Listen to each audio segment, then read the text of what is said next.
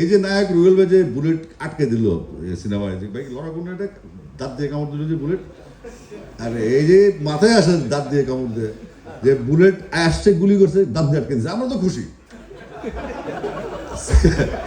Cinema নিয়ে যদি আপনি মনে করেন এলাম চন্দন রয় চৌধুরী আমার ডাইরেক্টর মাঝে মাঝে ভাই সিনেমার কারণে গরুর গাছে উঠতে হবে প্রয়োজনে, অসুবিধা নেই, এন্টারটেনমেন্ট দরকার মানুষ। তো আমরা নির্ভেজাল এন্টারটেনমেন্টের মধ্যে আমরা খুঁজি ঝামেলা খুঁজি, মানে সিনেমার নাম ঝামেলা, মানে জটিলতা খুঁজি। তো এখন আমরা কি করতে পারি, আমি সবসময় বলি এগুলো পজিটিভ কথাই বলি।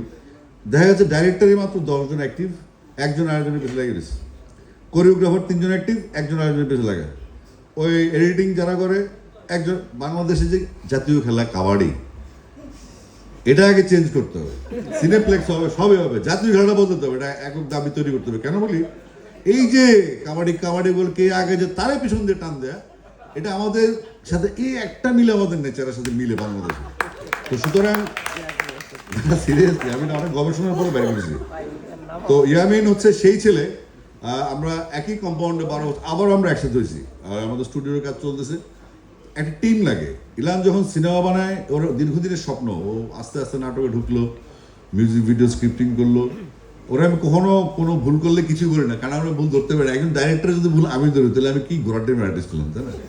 তো ডাইরেক্টরের সাথে কোনো আর্টিস্টের পাকনামি কখনো চলে না, বরং বেশি একটু এদিক সেদিক গেলে কাউকে সাইড করে বলা যায়। তো এলানের উপর ভরসা আছে আমার, এবং দিয়া ম্যাডামকে ধন্যবাদ যে উনি এলানকে ট্রাস্ট করেছেন, অনেকগুলো টাকা লগ্নি করেছেন। আমার মনে হচ্ছে এখন তো আর সিনেমা হল ওভাবে নাই, কিন্তু এখন অনলাইন যে প্ল্যাটফর্মগুলো আছে, এই অনলাইন প্ল্যাটফর্মে যে আমাদের টাকাগুলো উঠে আসবেই। সিনেমা যদি রসদ থাকে, বারুদ থাকে, আগুন ধরবে ইনশাল্লাহ।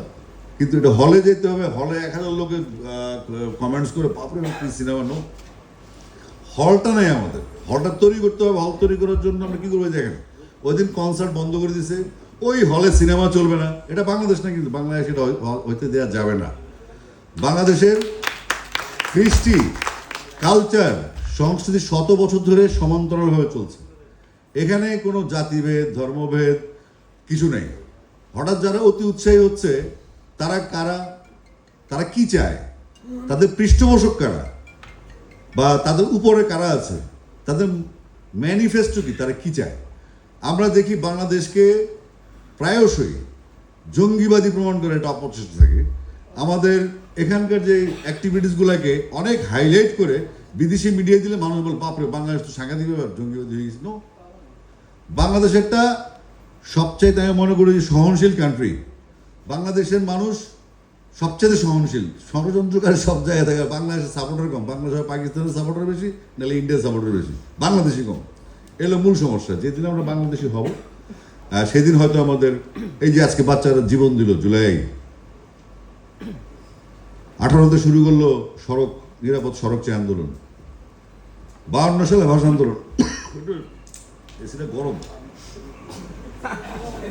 গিটার না এসি, বুঝলাম।